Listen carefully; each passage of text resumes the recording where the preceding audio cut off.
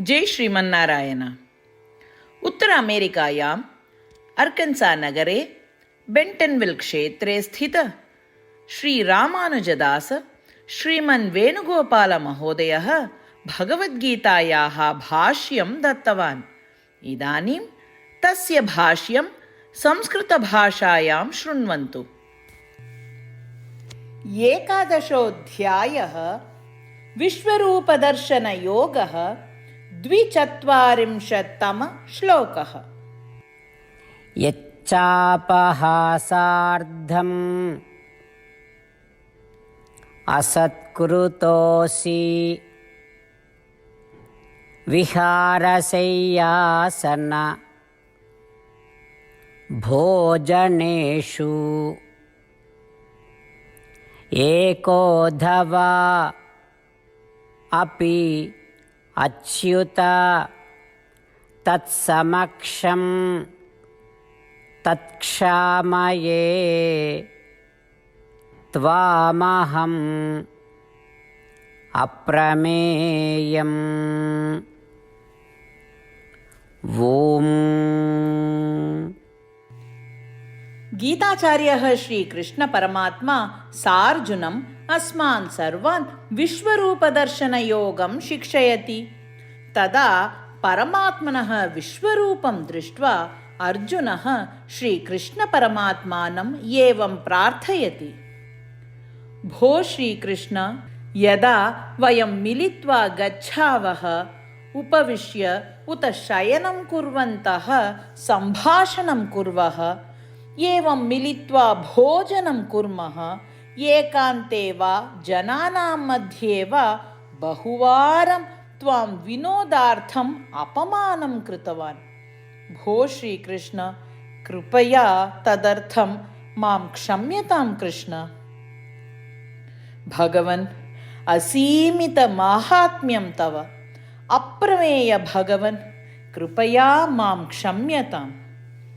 एवं अर्जुनः अजानता कृतान् स्व अपराधान् क्षन्तुं श्रीकृष्णपरमात्मानं प्रार्थयति।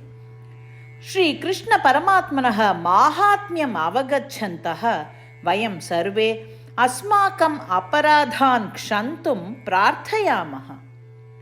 अस्माकं जीवनं सार्थकं कर्तुं श्रीमन्नारायणे शरणागतिं कुर्वन्तः वयं सर्वे अर्जुनस्य वचनानि अनुसृत्य श्रीमन्नारायणं प्रार्थयामः।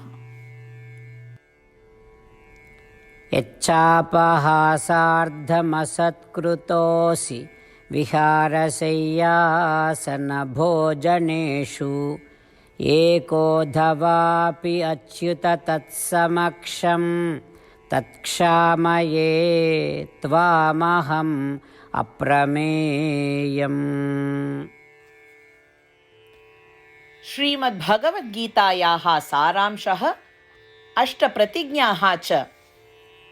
श्रीकृष्णपरमात्मना भगवद्गीतायाः 18 अध्याये 65 श्लोकात् 70 श्लोकेषु 8 विषयाः गीतायाः सारांशरूपेण उक्ताः सन्ति। श्रीकृष्णः वदति, एतेषाम् 8 विषयाणाम् अनुसारिणः एव मम प्रियाः, अहं तान् सर्वथा रक्षिष्यामि इति। श्रीकृष्णपरमात्मनः सम्पूर्णां भगवद्गीतां श्रुत्वा अर्जुनः वदति यत् करिष्ये वचनं तव इत्युक्ते, हे कृष्ण, भवान् यथा वदति तथैव करिष्यामि। अत एव श्रीकृष्णः सर्वविधसाफल्येन जयेन च अर्जुनम् अनुगृहीतवान् अस्ति। वयमपि एतान् 8 विषयान् अनुसरेम इति प्रतिज्ञां कुर्मः। अस्य वचनस्य अपेक्षया अन्य पूजा, तपः, यज्ञः किमपि नास्ति एव। एताः 8 प्रतिज्ञाः स्वमनसि हृदये च धारयन्तु। एतया प्रतिज्ञया श्रीकृष्णस्य प्रीतं मुखं वयं पश्येम।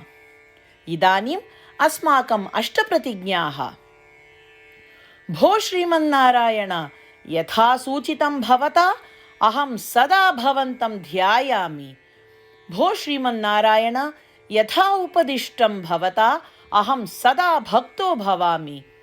भो श्रीमन्नारायण, भवान् यावत् तृप्तिः भवेत् तावत् भवन्तं सेविष्ये।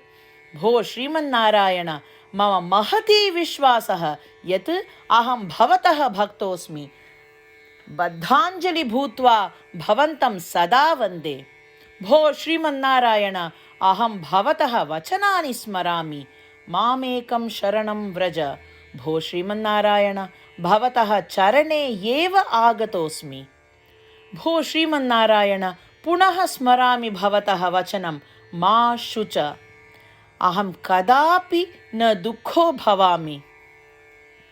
भो श्रीमन्नारायण, श्रीमद्भगवद्गीताम् अस्मभ्यं दत्त्वा अस्मान् सर्वान् अनुगृहीतवान् अस्ति। प्रतिदिनं भगवद्गीतायाः एकं श्लोकं वा शृणोमि उत वदामि इति प्रतिज्ञां करिष्ये।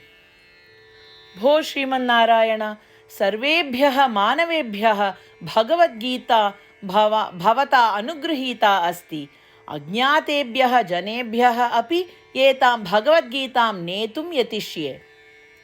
भो श्रीमन्नारायण, यथा भवता उक्तं तथा करिष्ये। यथा भवतः इच्छा तथैव आचरणं करिष्ये। भवतः एव सेवां करिष्ये। यदि एवं श्रीमन्नारायणस्य वचनं पालयेम तर्हि तदेव प्रत्येकस्य पूजा भविष्यति। पूर्णविश्वासेन पुनः प्रतिज्ञां कुर्मः। भो श्रीमन्नारायण, करिष्ये वचनं तव। यच्चापहासार्धम् असत्कृतोऽसि विहारशय्यासन भोजनेषु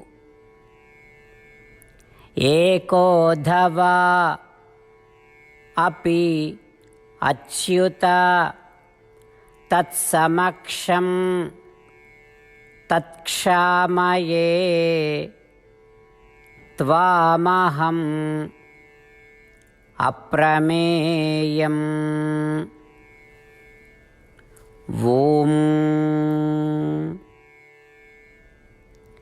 यच्चापहासार्धमसत्कृतोऽसि विहारशय्यासनभोजनेषु एकोऽथवापि अच्युत तत्समक्षं तत्क्षामये त्वामहम् अप्रमेयम्।